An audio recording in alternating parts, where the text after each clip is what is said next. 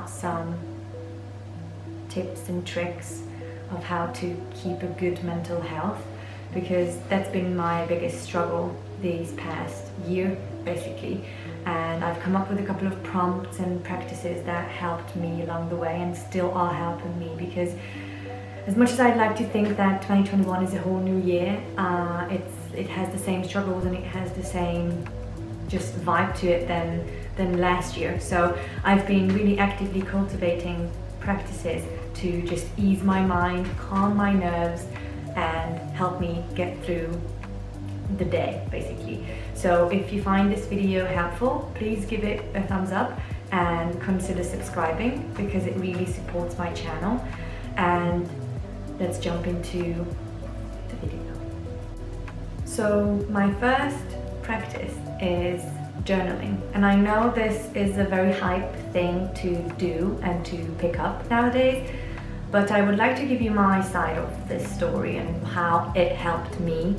So I was around 8 or 10 when I picked up journaling quite intuitively, and at that point I used it as a manual broadcast to just scribble down my thoughts and what happened during the day, in school, with friends. It was quite superficial, and it's been really fun reading back those pre-teenage years and teenage just thoughts on paper. It's really quite entertaining. So I wasn't using it consciously to create anything, to cultivate ease of mind. It was just a very teenage girl thing. And as I went into high school and progressed into universities, I stopped journaling basically. It just faded away. And the beginning of last year, so around, it was January 2020, where I picked it up again quite intuitively. And this time around,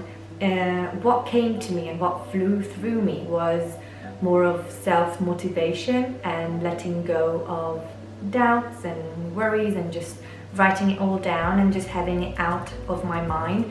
And that's what I've been doing all last year, and I thrive more on a schedule. So this year I've started doing morning journaling. So whenever I wake up, I just take out my notepad and start scribbling down my thoughts, whatever comes to my mind. And it's been really helpful getting rid of my thoughts this way manually, so it's on paper and it's out of my head. So that has been really, really helpful for my mental health lately. So I would encourage you to find time in the morning to just scribble down, even if it's just a couple of sentences, to just get things out of your mind, and then you have an easier start and a fresh plate of thoughts starting your day. Now, this is not necessarily a practice, this is a conscious habit, a conscious thing to avoid. And I've started doing this last May, when I recognized the very damaging effects that it had on my mental health and my self-talk, and that is to quit reading the news. I know this sounds quite radical in this world when things are changing so rapidly, with new regulations and new things to follow and popping up everywhere around you. I've found that whenever I read the news, I just get too hyper mentally, and it just triggers me in a way that nothing else can, because my mind just gets into overdrive, and I can do nothing about these things within my flat and within my realms of control. So what I've done is I've quit reading the news altogether last May, and in my experience, news that are worth my attention and are applicable to me will find me anyways.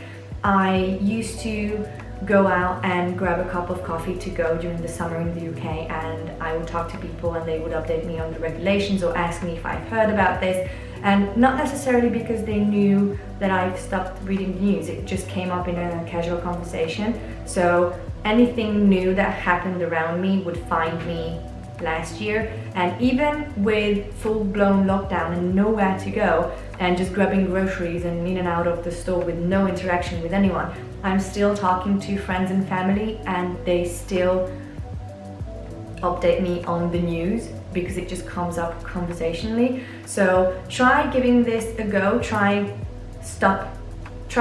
Try cutting out the news for a week or two and see what it does for your mental health. It's done wonders for my state of mind and peace of mind. So I would really encourage you to try stop reading the news. It's good. Another great practice is to prioritize time truly spent alone, and whether it's your first cup of coffee in the morning alone, or just some alone time in the shower or in the bathtub, or even just a cup of coffee or cup of tea during the day when you sit down and you're truly alone with nothing to interact with, no phones, nothing to read, nobody to talk to.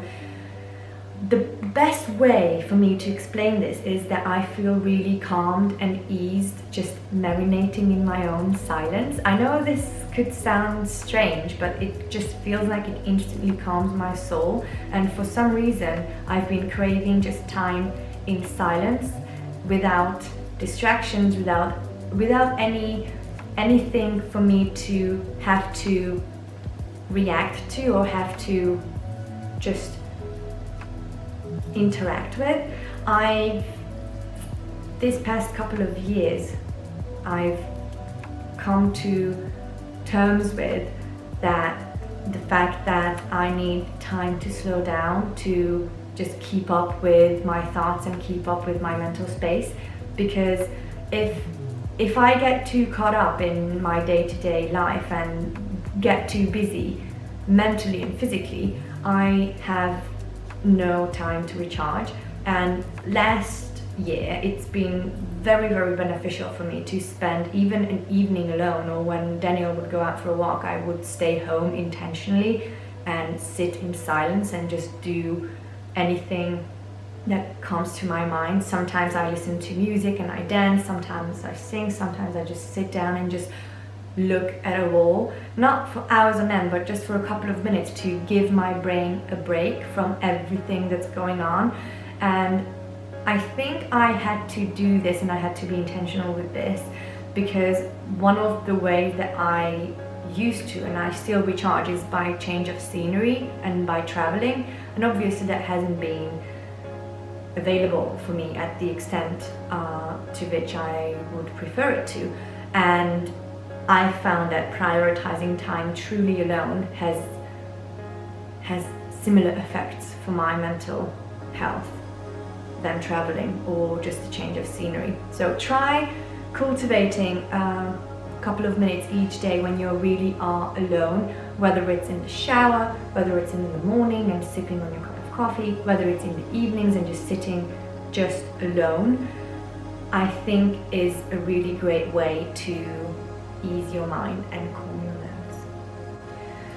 Now this is a hard one, I think, because it just gets really deep into faith and how you view the world and life philosophy, but just trying to find hope and meaning.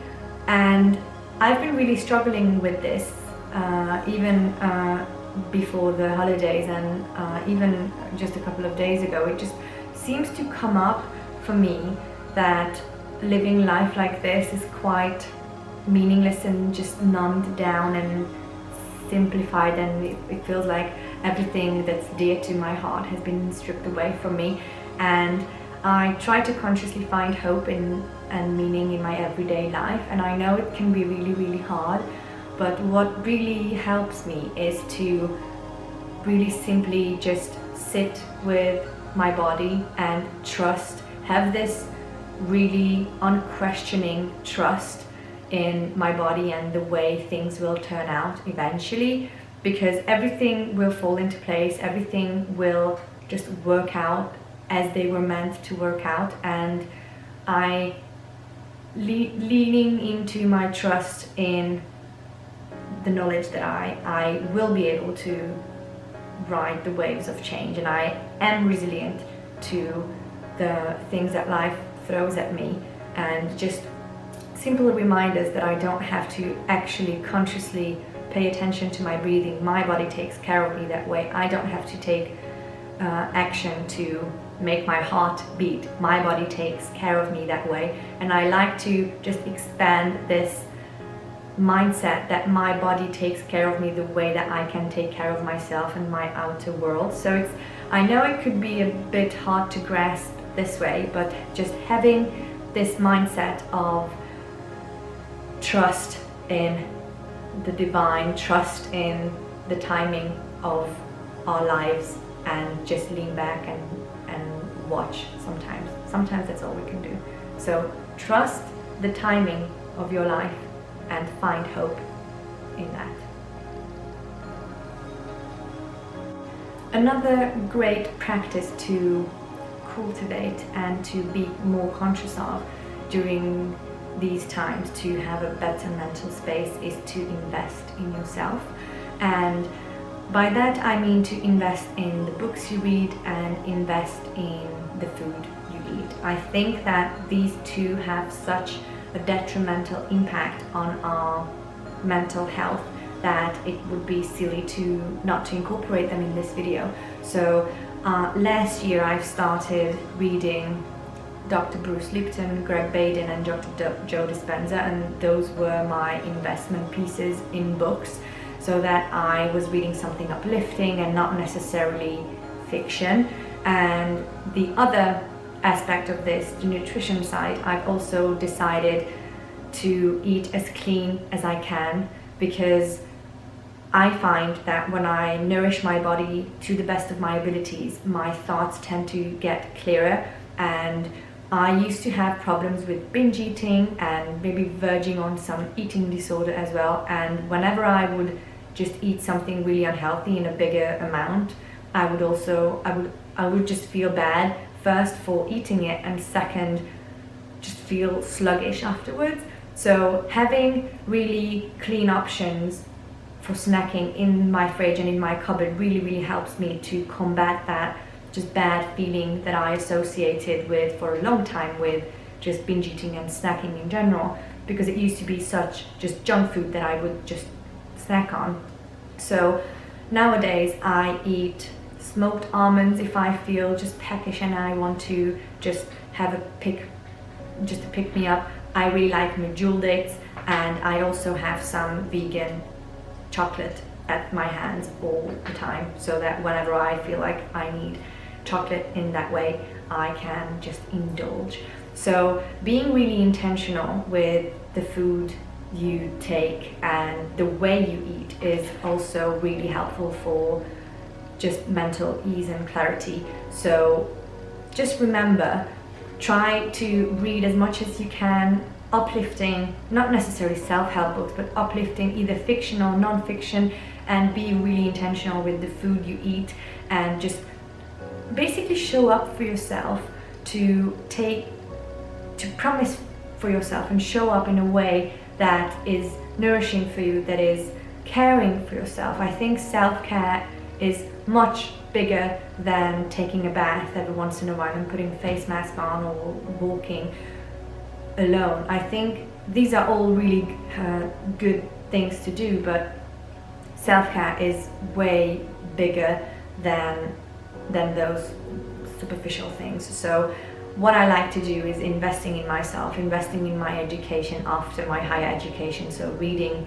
a lot and just eating to the best of my abilities and eating the cleanest that I can, so that I'm nourishing myself, so I'm investing in my health on the long run. And I try to look at books and food as nourishment to my body and soul.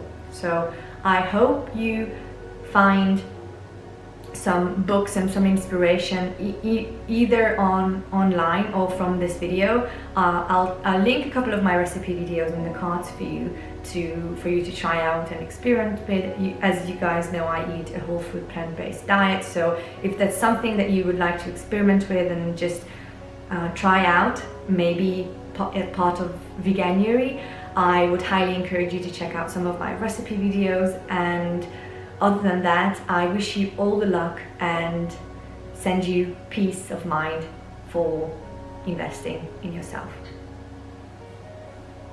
So this is it for this video. I hope you find it helpful and could take away some tips and tricks of practices to cultivate and to maybe incorporate in your daily life to keep a clear mental space. And if you liked it, please give this video a thumbs up because it really supports my channel. And if you're still watching all the way to the very end, I thank you very much. And I will see you very soon in my next video. Until then, take care.